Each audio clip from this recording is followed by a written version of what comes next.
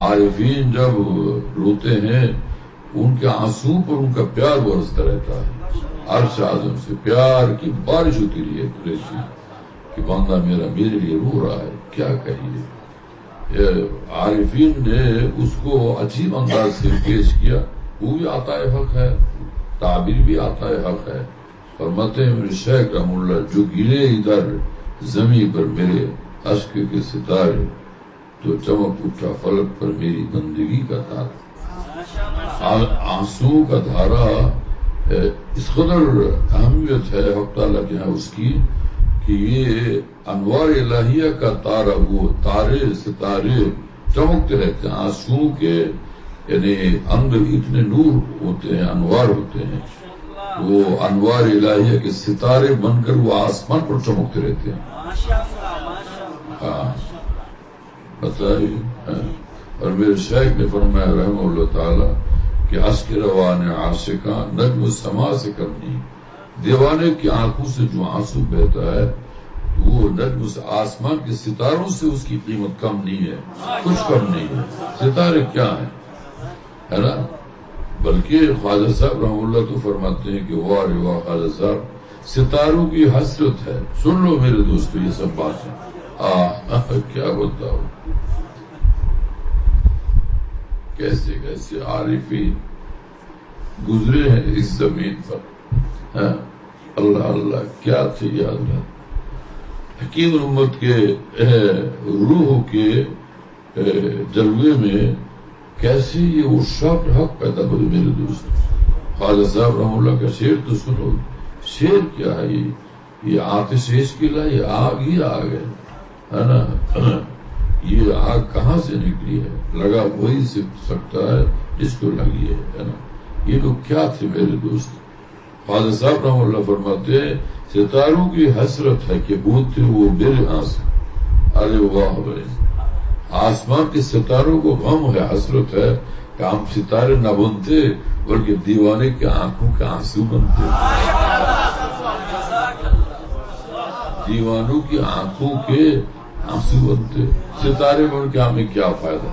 اگر یہ آنسو بنتے ہم، کیا پیار اس محبوب حقیقی کے ہمیں مل جاتا، کیا کرم مل جاتا، کیا قسمت بن جاتی، ہم کہاں سے کہاں پہنچ جاتے۔ یہ ستارے بن کے کیا فائدہ، ہے نا؟ یہ تکوینی نظام کے تحت وہ ستارے ہیں، لیکن ان کو غم ہے، حسرت ہے۔ ستارے نہ بن کر اگر ہم ہوتے کسی دیوانے کے آنسو، آنسو کا دھار، آنسو ایک قطرہ آنسو بھی بن جانا تمام آسمان کے ستارے بننے سے بڑھ کر ہے۔ سن رہے ہو مولانا ندوی؟ کیا سنتے ہو میاں؟ خوب سنو۔ ستاروں کو بھی حسرت ہے کہ ہوتے وہ میرے آنسو، تمنا کہکشا کو ہے، تمنا کہکشا کو ہے کہ میری آستین ہوتی۔ یعنی اگر آنسو نہ بھی بن سکے، ہے نا، یہ تو وہ تو ہے کہ یعنی ایک تو آنسو بن جانا یہ تو بڑی بات ہے، سب سے بڑی بات ہے۔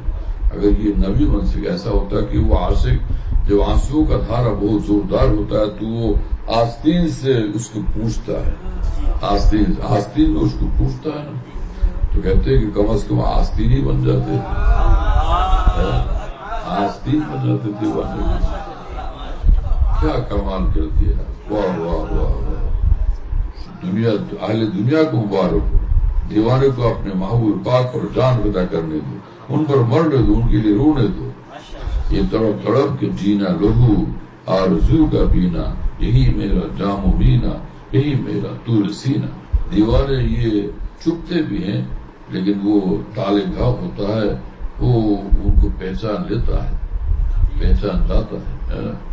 اور رومی سے چھپانے کی کوشش کی تھی شمس الدین تبریزی رحمہ اللہ نے اپنے آپ کو، لیکن چھپ نہ سکے۔ اس دیوانہ حق طالب حق کے سامنے وہ چھپ نہ سکے اور وہ پہنچ گئے منزل تک ماشاءاللہ، ہے نا؟ کہاں سے اڑا کے کہاں تک لے گئے وہ، کہاں سے اڑا کے کہاں تک لے گئے۔ ابتدا بھی دیکھو پھر انتہا بھی دیکھو، پہلی منزل دیکھو پھر آخری منزل بھی تو دیکھو۔ کیا بات تھی میرے دوستو، یہ عارفین حق کیا ہے پھر؟